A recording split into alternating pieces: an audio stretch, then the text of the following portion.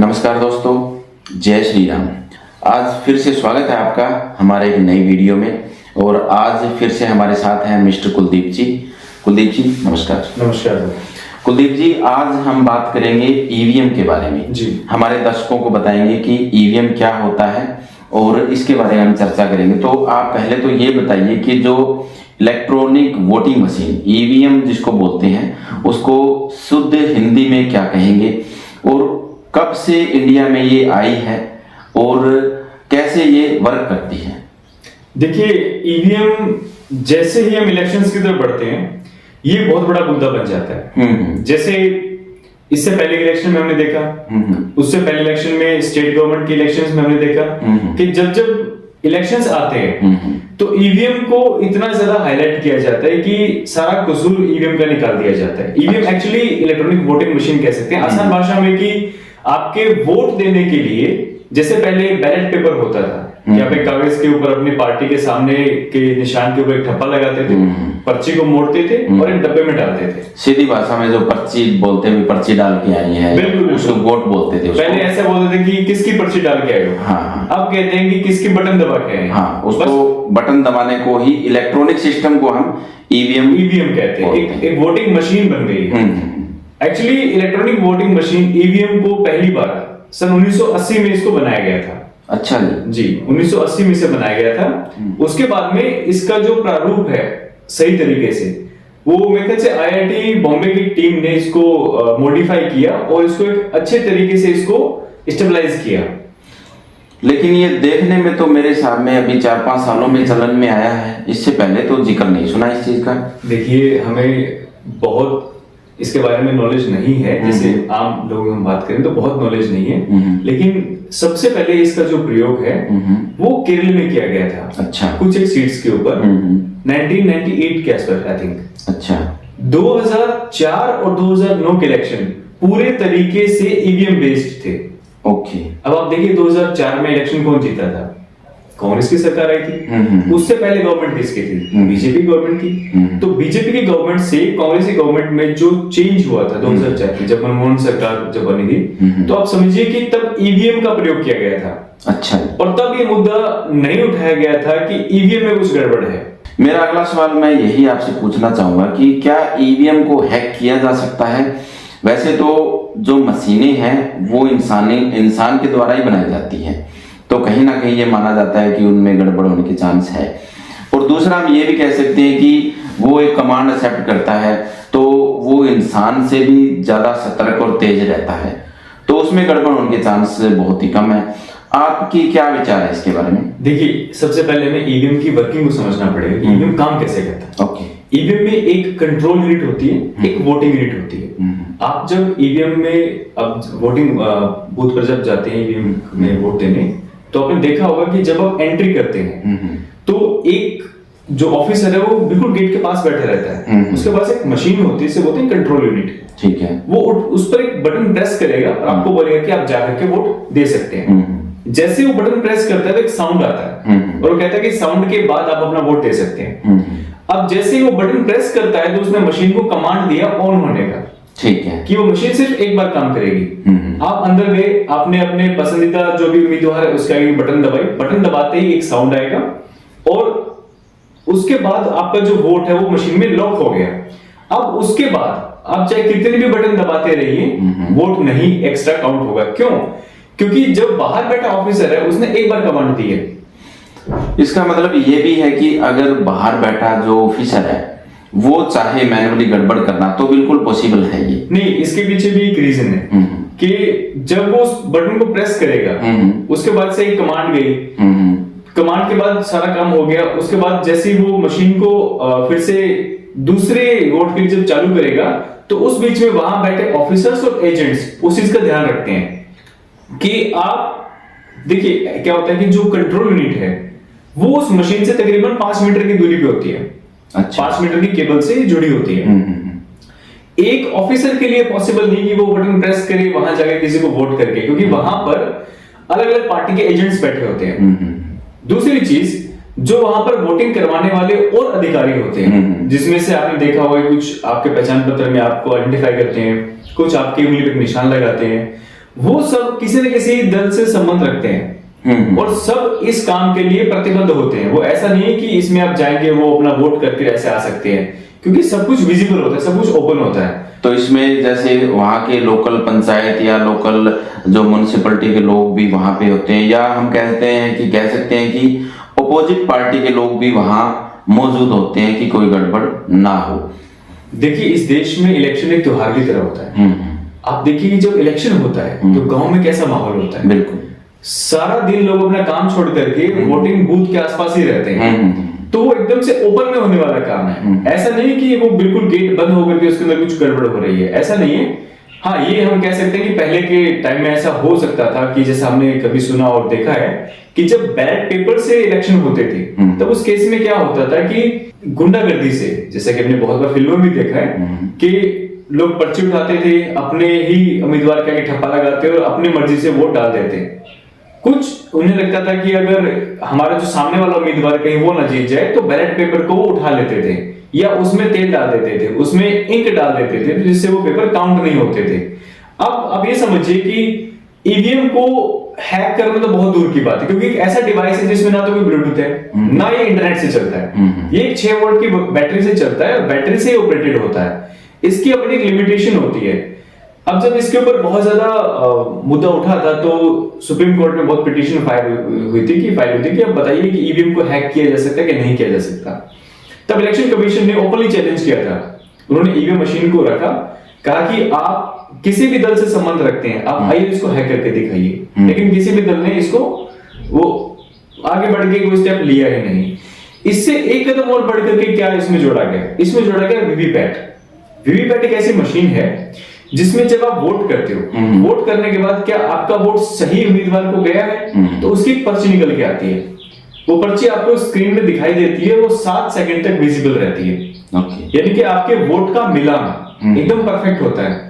और बाद में जब इसके ऊपर ऑब्जेक्शन आया कि क्या ये वीवीपैट सही है, क्या पता बटन कुछ दबा रहे हैं पर्ची कुछ निकल रही है, तो इसको भी रैंडमली बहुत जगह चेक किया गया और इसमें 0% एरर, मतलब किसी तरह का कोई प्रॉब्लम नहीं था इसके अंदर। अभी एक क्वेश्चन और आ रहा है मेरे माइंड में कि इसको हैक किया जा सकता है कि नहीं, उससे रिलेटेड कि मशीन को हम हैक नहीं कर सकते। ये बात आपकी मैं मान गया और इससे मैं काफी संतुष्ट भी हूँ। लेकिन हमारे जो दर्शक देख रहे हैं शायद उनके माइंड में भी एक क्वेश्चन आ रहा हो कि जो ऑपरेट कर रहे हैं, यानी गांव का माहौल बता दिया आपने, शहर का माहौल बता दिया, उसके बावजूद मेरे माइंड में क्वेश्चन आ रहा है कि हमारे देश में बहुत सारी ऐसी जगह होगी जहां पे इस तरह का माहौल ना हो। मेरे कहने का मतलब है कि जो ऑफिसर बैठा है और जो उसके पास जो लोग बैठे हैं वो उनके आपस में मिली भगत हो सकती है। मतलब लोग हैं, सामने वाली पार्टी के लोग हैं, चाहे पंचायत के लोग हो, वो बिक भी सकते हैं, 1 लाख 2 लाख 5 लाख कुछ भी करके।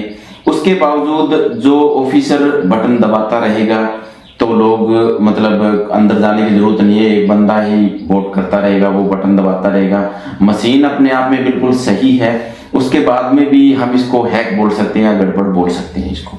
देखिए, किसी भी बूथ पर जब इलेक्शन होता है तो जैसे मैंने पहले कहा कि हर पार्टी के एजेंट्स होते हैं। जिस भी पार्टी का दबदबा होता है उसके ऊपर ध्यान रखने के लिए अपोजिट पार्टी के, अब ऐसा तो है नहीं कि सिर्फ एक ही पार्टी के उम्मीदवार वहां पर है, वहां पर एक से ज्यादा पार्टी के उम्मीदवार हैं। ठीक है, हो सकता है कम से कम 5 बड़ी पार्टियां वहां पर इलेक्शन लड़ रही हो सकता है कि 2 बड़ी पार्टियां लड़ रही हो। तो हर पार्टी के कम से कम 2-3 एजेंट होते हैं जो बाहर टेबल डाल करके बैठे रहते हैं, एक प्रिंट आउट उनके पास होता है, वो मिलान करते हैं कि जो बंदा बाहर से आ रहा है वोट देने के लिए, उसके पहचान पत्र से वो अपने उस पेपर के ऊपर टिक मार्क करते हैं कि हाँ ये बंदा आ चुका है। वही सेम मिलान दूसरी पार्टी का जो एजेंट है वो भी करता है, उसके बाद ही वो इंसान अंदर जाकर के वोट कर सकता है। अगर ऐसा हो कि वहां एक भी एजेंट मौजूद ना हो, इसको हम हाइपोथेटिकल वे में मान के चलते हैं कि ऐसा अगर हो सके कि एक भी कैंडिडेट वहां पर ऐसा एजेंट ना हो जो दूसरी पार्टी का हो, और वो जो इलेक्शन करवाने वाले सारे के सारे जो ऑफिसर हैं वो भी एक पार्टी से ही संबंध रखते हैं, तो इस केस के अंदर जैसा आप कह रहे हैं उसकी आशंका बढ़ जाती है कि जब वहां रोकने वाला कोई भी नहीं होगा तो इस मशीन को आप कितनी भी बार, मतलब आपको क्या करना है, आपको तो अपने वोटिंग लिस्ट में डालें कि हाँ हम इस इसका वोट कर चुके हैं, ठीक है। तो अगर सारे के सारे एक पार्टी से बिलोंग करते हैं, जैसे कि नहीं, सारे के सारे एक पार्टी से बिलोंग करना भी मतलब नहीं है, लेकिन जो दूसरी पार्टी के लोग हैं वो भी तो बिक सकते हैं। पैसा सब कुछ है आजकल। अगर कोई वहां पे एक समझदार बंदा बैठा है और सबको अपनी तरफ मिला लेता है, भी आप अपने काम करें, सब कुछ अपनी पार्टी को ही दर्शाएं, लेकिन यहाँ पे हम आपको 5 लाख 2 लाख 10 लाख XYZ जो भी हम उनको अपनी तरफ कर लेता है और हमें ये काम करने दीजिए, तो क्या ये पॉसिबल है कि उसमें गड़बड़ हो जाए? देखिए, मशीन है, इंसान से ऑपरेट होने वाली है। अब ऑब्वियसली अगर इस तरीके का सिनेरियो बनता है तो मशीन को क्या मालूम कि उम्मीदवार कौन? बिल्कुल। अब मैं ये भी कहना चाहता हूँ आपसे कि क्या मैनुअली कोई प्रोसेस होता है कि उस गांव के उस लोगों के टोटल वोट इतने थे जी, या वहां पे जो बाहर आए एक रफ मैनुअल डाटा भी तो तैयार होता होगा कि इन लोगों ने साइन किए, इन लोगों ने अंगूठे लगाए, यानी इस गांव से इस एरिया से 5000 लोग यहाँ पे आए और ईवीएम मशीन कह रही है कि 10,000 लोग वोट करके गए हैं, तो ऐसा क्रॉस चेक भी होता है? बिल्कुल होता है, ऐसा क्रॉस चेक बिल्कुल होता है। तभी तो जब ओपिनियन पोल्स और एग्जिट पोल आते हैं, ओपिनियन पोल होता है इलेक्शन से पहले एक माहौल बनाया जाता है कि किस पार्टी के कितने वोट आ सकते हैं, कौन सी पार्टी जीत सकती है। हर गांव हर शहर को मालूम होता है कि वहां किस पार्टी का दबदबा है। इसके अलावा जैसा आपने कहा, तो जो बाकी ऑफिसर्स होते हैं उनका काम यही होता है कि जो कैंडिडेट वहां आ रहा है, मतलब वोट करने के लिए जो आ रहा है, उसका सिग्नेचर या उसका अंगूठा लगाया जाएगा और इसे वो इंश्योर करते हैं कि ये जो बंदा है वो इलेक्शन में अपना पार्टिसिपेट करके जा चुका है। अब उन वोटों की संख्या और ईवीएम के वोटों की संख्या का मिलान होता है, डेफिनेटली होता है। ऐसा नहीं हो सकता कि जो वोट पोल हुए हैं और जो वोट रिजल्ट से निकल के आ रहे हैं उनमें बहुत ज्यादा अंतर देखने को मिलेगा, ऐसा हो ही नहीं सकता। अगर ऐसा होता है तो उस पर ऑब्जेक्शन होकर के उस बूथ के जो वोट हुआ है उसे कैंसिल किया जा सकता है। कैंसिल होने के बाद में एक डेट फिर से दी जाएगी। और क्योंकि देखिए, यहां तक हम बात कर लेते हैं कि उम्मीदवार या ऑफिसर सब बिक जाते हैं, लेकिन इलेक्शन के बूथ के ऊपर जिस एजेंसी को लगाया जाता है वो सेंट्रल एजेंसी होती है। मैं बात कर रहा हूं आर्म फोर्सेस की। वहां पर सीआरपीएफ के जवान हो सकते हैं, वहां सीएसएफ के जवान हो सकते हैं, वहां पर रिजर्व बल के जो है वो हो सकते हैं, रैपिड एक्शन फोर्स के लोग भी हो सकते हैं। जब लगता है कि बहुत ज्यादा संवेदनशील कोई बूथ है वहां पर, लोकल पुलिस भी वहां होती है, तो उनके सबके निगरानी में इलेक्शन होता है। ऐसा नहीं कि वहां जो सेंट्रल एजेंसी है वो भी बिक जाए। ये बहुत हाइपोथेटिकल बात होगी, ये कहना बहुत ज्यादा हाइपोथेटिकल नहीं, बिकना भी नहीं। मैं आपने जैसे कहा कि पहले जो वोट होते थे उनमें ये देखा जाता था कि जो गुंडागर्दी से दबदबा, तो वो सेम फॉर्मूला आज भी तो हो सकता है। गुंडागर्दी आज भी तो लोग कर सकते हैं। हमारे देश में बहुत सारे ऐसे एरिया हैं जहाँ पे गुंडों का दबदबा है, वो वहाँ पे अपना दबदबा बना के खड़े हैं और लोगों से प्रेशराइज कर रहे हैं कि आप जाओ, ये तो उसका तो कोई सोल्यूशन होगा ही नहीं। देखिए, जो इंसान बूथ पर पहुंच जाता है, मैं बात कर रहा हूँ सेंट्रल इलेक्शंस की, लोकसभा और विधानसभा के इलेक्शंस की, वहां पर सेंट्रल एजेंसीज का दबदबा होता है। वो आकर के पोलिंग बूथ के ऊपर अपना एरिया को कवर कर लेते हैं। वहां आने के बाद ऐसे गड़बड़ होने के चांसेस नहीं होते हैं। हाँ, इससे पहले अगर किसी को डराया धमकाया जाए या किसी को लालच दिया जाए, जैसा कि बहुत चलता है इस देश के अंदर, किसी को पैसे, किसी को शराब, किसी को कुछ भी लालच देकर के और उसे वोट देने के लिए कहा जाता है। वोटों का बिकना इस देश में कोई नई बात नहीं है। हाँ, ये हमेशा से होता है, पंचायत इलेक्शन से लेकर के लोकसभा तक यही चलता है। अब रही बात के गुंडागर्दी की, लोकल इलेक्शंस, पंचायत इलेक्शंस के अंदर ये हो सकता है क्योंकि वहां पर सेंट्रल एजेंसीज काम नहीं करती हैं। इसका बड़ा बेहतरीन उदाहरण हमने देखा जब बंगाल में इलेक्शन हुए थे पंचायत के। पिछले पंचायत के इलेक्शंस के अंदर बंगाल में बैलेट पेपर से वहां पर इलेक्शन करवाए गए थे। अब बैलेट पेपर से जब इलेक्शन हुए तो ज्यादातर पोलिंग बूथ से बैलेट पेपर्स ही गायब थे। अच्छा। जो पेटी होती है जिसमें मतदान किया जाता है, वो पेटियां मतलब आसपास के पानी के किसी तालाब में पड़ी है, किसी में इंक किसी को जला दिया गया है, किसी को कुछ, तो बड़ी हिंसा देखने को मिली थी। काफी लोगों की वहां उस हिंसा में हत्या भी हुई थी और वो सब हमने अपनी आंखों से देखा है। ये बैलेट पेपर से इलेक्शन करवाने का नतीजा था। दूसरा, ये पंचायत इलेक्शन का एक रिजल्ट था। अब अगर स्टेट गवर्नमेंट चाहे कि उसका इलेक्शन अच्छे से हो तो सेंटर से हेल्प मांग सकती है कि हमें सेंटर से कुछ मदद मिले आर्म फोर्सेस की, तो उसको बिना किसी दिक्कत के करवाया जा सकता है। तो कुल मिला के जो पहले की जो इलेक्शन हमारी प्रणाली थी, प्रोसेस था और आज की है, उसमें काफी सुधार आया है। बिल्कुल, बहुत ज्यादा सुधार आया है। और ऐसा नहीं है कि ये सुधार सिर्फ एकदम से आया है, चीजों को ऑब्जर्व करके धीरे धीरे और एक इलेक्शन कमीशन को स्ट्रिक्ट होकर के ये डिसीजन लेने पड़ेगी कहां कैसे इलेक्शंस करवाने हैं।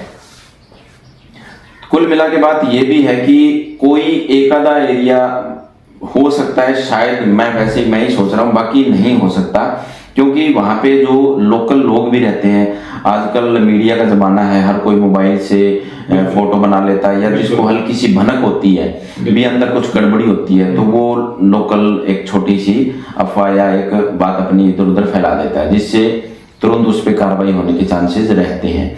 तो ईवीएम में गड़बड़ होने के चांसेस बहुत ही कम है। तो मेरा अगला सवाल ये है कि जो पिछले इलेक्शन हुए थे और पिछले कई इलेक्शनों में हमारे कुछ जो लोग कर लीजिए या फिर ऑपोजिट पार्टी के लोग कह लीजिए, मोदी जी को बार बार कह रहे हैं कि ईवीएम में इन्होंने गड़बड़ की है, ईवीएम इनका खुद का है, ये खुद ही कर रहे हैं सब कुछ, ईवीएम में बहुत बड़े लेवल पे गड़बड़ी हुई है। तो इस बात में कितनी सच्चाई है? आप देखिए कि हिंदुस्तान की जो पॉपुलेशन है 140 करोड़ के ऊपर है, और हमारे यहाँ जितने लोग वोट देते हैं, आप ये मानिए कि कई देशों की पॉपुलेशन से ज्यादा लोग तो वोट करते हैं। बिल्कुल। अब जितने नंबर ऑफ ईवीएम्स लगाए जाते हैं उनकी संख्या लाखों में होती है। बिल्कुल।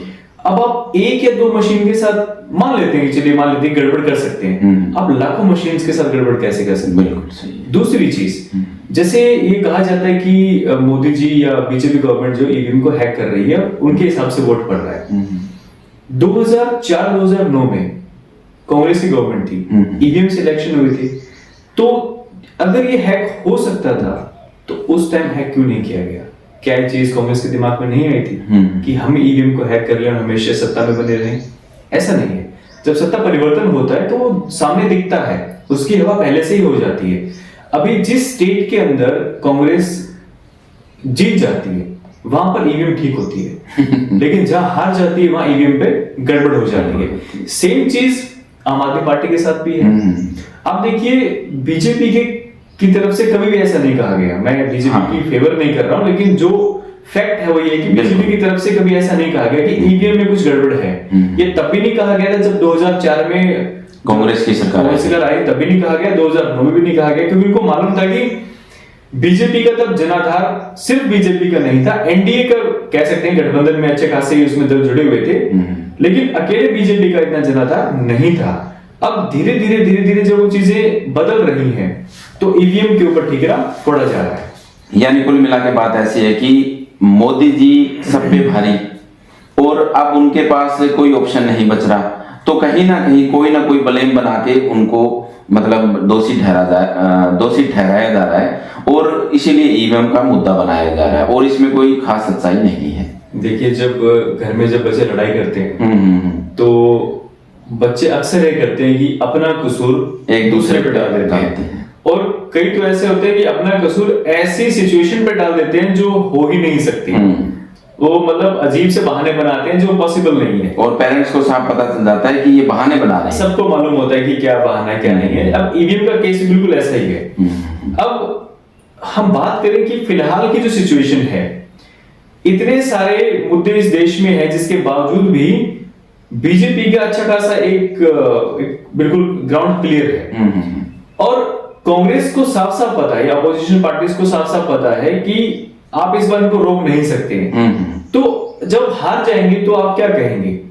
आपको कोई तो ऐसा बहाना देना पड़ेगा कि जिसकी वजह से जनता को ये लगे कि हम इस वजह से हारे। लेकिन 2 बार के इलेक्शंस के बाद हम 30 इलेक्शंस की तरफ जा रहे हैं 2014 के बाद से, हर बार एक एक मुद्दा आप नहीं उठा सकते, हर बार आप ईवीएम को दोष नहीं दे सकते आप, ये आपको मानना पड़ेगा। और जो इलेक्शन कमीशन है वो साफ साफ कह रहा है कि आप आकर के इसको हैक करके दिखाइए। अब रिसेंटली क्या हो रहा है कि जब इलेक्शन कमीशन में जो भी अभी जो चुनाव आयुक्त हैं उनकी नियुक्ति हुई है, अब उनकी नियुक्ति को लेकर के भी बड़ा उन्होंने जो है कि ऑब्जेक्शन किया है कि आप अपनी मर्जी से ही अधिकारियों को चूज कर रहे हैं। आप अपनी मर्जी से अधिकारियों को चूज कर सकते हैं, लेकिन आप उनके अधिकारों को नहीं अपने हिसाब से चूज कर सकते।